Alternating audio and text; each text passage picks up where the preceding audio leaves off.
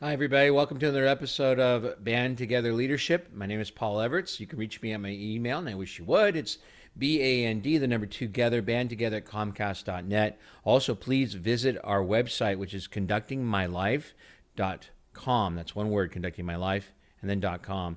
Go to the curriculum tab. You'll see I'm a member of the John Maxwell team. I'm certificated to speak, train, coach using John Maxwell's material. John Maxwell is a New York Times bestselling author. He's helped me so much be a better man, better husband, father, better people, make better leaders. That's our slogan at Band Together Leadership. Better people make better leaders. I'm recording this from our home in Roosevelt, California on the 19th of November. It's 10:35 a.m. And before I go on with today's subject, which is going to be about family and community, what those two words mean to me, and I want to say a couple things. First of all, if the sound gets wonky, I apologize. I just throw it out there that I'm looking for people to help me make a better product as far as these videos go. I would love to have your support. I'd like to build this. We feel that we have a good message. Again, that message being better people make better leaders. And we're ready to go out there and do this. We had a great launch April 30th in beautiful Visalia. We had 75 people show up, and gosh darn, it was great. And so we want to keep it going. I'm a high school music teacher by trade. I've been doing that since 1989. I did retire December 22nd, 2021.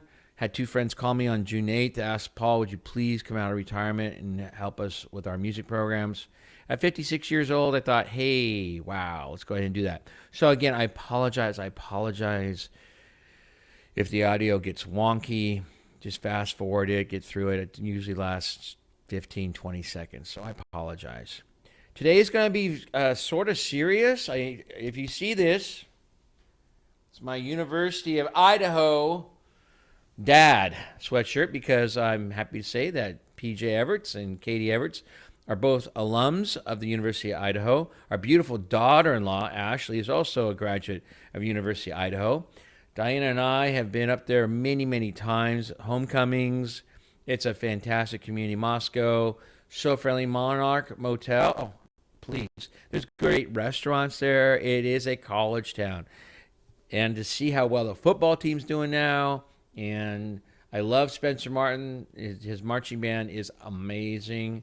So there's so much to say great about University of Idaho. Idaho, Idaho, Idaho, go, go, go. And unfortunately, what I consider to be heaven on earth. I love Idaho. I love Moscow, Idaho. Diana and I are looking to move up to maybe an hour to 2 hours north of Moscow. And that community got rocked on the 13th of November, 2022. A horrific murder. Horrific. And it just reminds all of us that life is precious. Every day, as corny as it is, every day is a gift. In a place like Moscow, Idaho, evil happens. And there's no doubt, evil happened this past weekend. And 4 families have been changed forever. The community of Moscow, Idaho, changed forever. I don't even know what to say. I'm gonna fight through this today. But I want to make sure that I acknowledge it. When people are murdered or lives taken by another, we have to reflect. I have to reflect. And let me also say this to you. If I say anything that triggers you, that's not my intent. The intention which is in my heart is to say these 4 lives that I'm going to read were daughters, sons, brothers, sisters, nieces, nephew. They were family members who were a part of a great community. And I lift them up in prayer and love and pray that God welcomes them into heaven. Ethan Chapin, 20 years old. And if I say the names wrong, I apologize. Xana Kernodle, 20. Madison Mogen, 21. It could be Mogen as well. And then Kaylee Gonclaves, 21. All found dead November 13th, 2022, 11:58 a.m.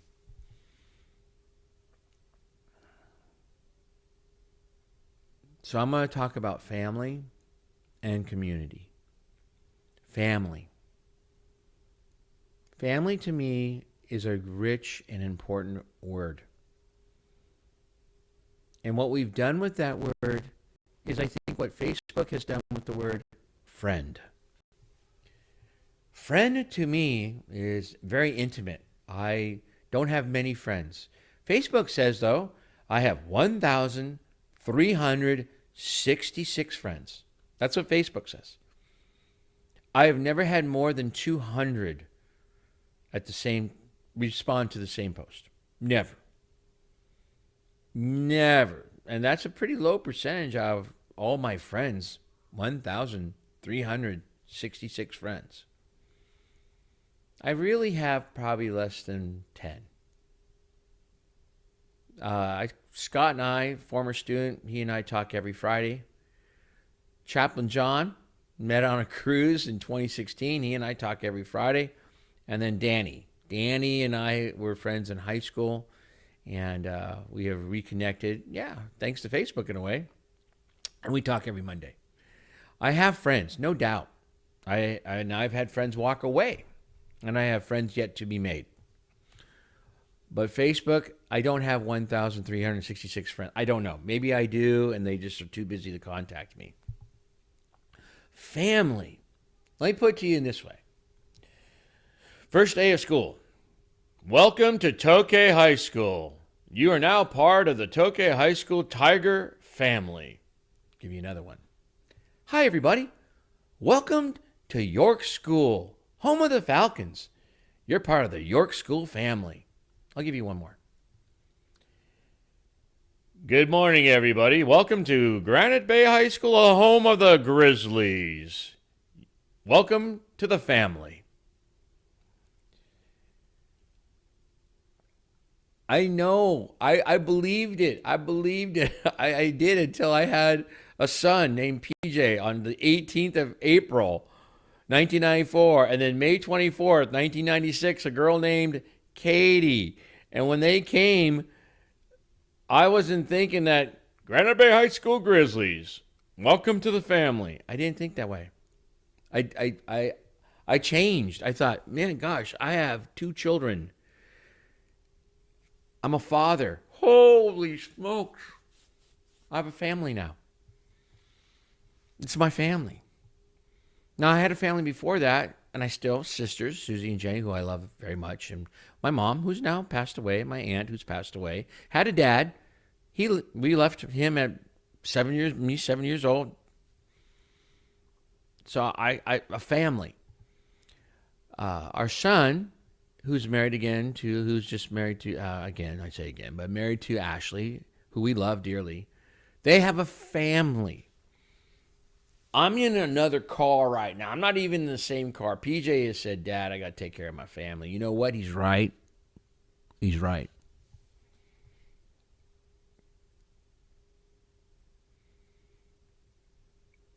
Family. What is family? Foundation of many, if not all, cultures. And for me, and again, I'm not here to make you mad. I'm here to say my vision of a family is a mom, dad, children. That's a family.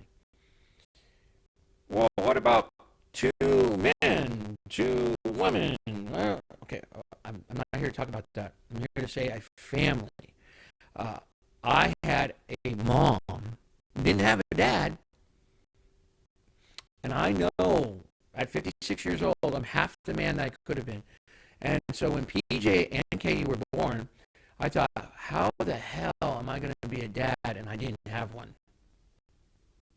I studied. I literally studied, man. I read books. whoo, got closer to God, read the Bible. I was doing everything I could to make up for the fact that I didn't have a dad. To say that a single parent household is the way to go, it's not the ultimate, it's not the best way to go. Okay? So family, community. Okay, there we go. I'm a part of the, let's just say, John Adams Academy community. Yeah. Bear River High School community. Yeah, absolutely. I want to be a positive part of the community. I want to be a supportive part of the community. When we have tragedy, I want to lift the community up physically, spiritually, financially, whatever, mental, whatever I can do. I am part of the community. I don't look at a friend in the community as my brother or sister. I don't do that. I used to. You know, I had students go, Mr. Everett, you're like a father to us. Okay, that's cool. But I'm not your father. It's not happening. So there is a difference. And again, I mention this because I'm seeing the word family everywhere. And I'm kind of going, family. There are 4 families that need our prayer and our thoughts. That's when the community reaches out to these families. We have no idea what it's like. None. And I don't. What I do know is if any of these, if it was fill in the blank, my son or my daughter, I know how I would feel. I would lose it. So that's all I can imagine.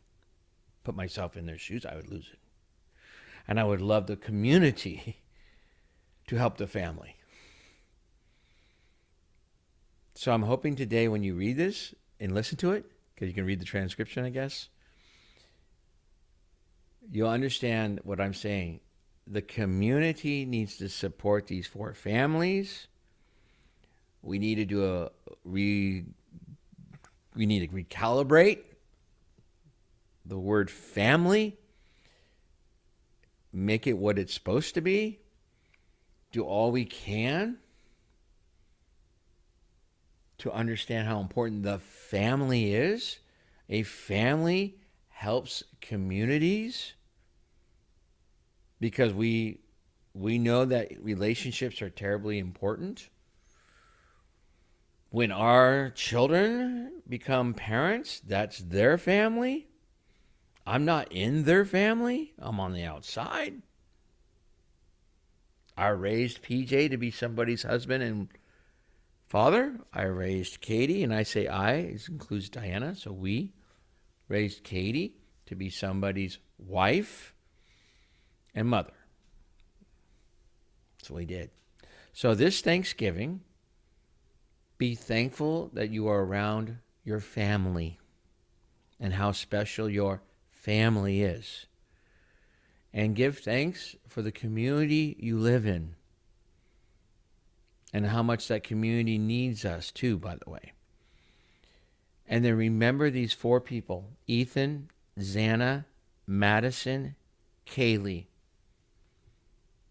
Lift them up in your prayers. There's an empty chair at each one of those houses this Thursday. They're missing a family member.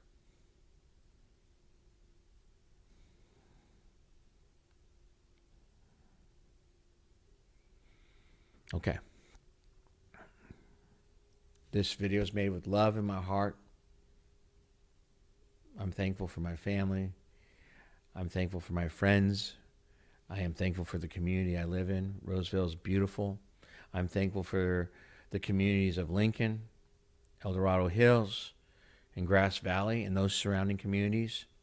We live in a great area, everybody, and we need to be more thankful and have a more sense of gratitude, including me. Me too. All right, I hope this helped somebody, and have a happy Thanksgiving. God bless, and thank you for not walking away and being with me. Bye.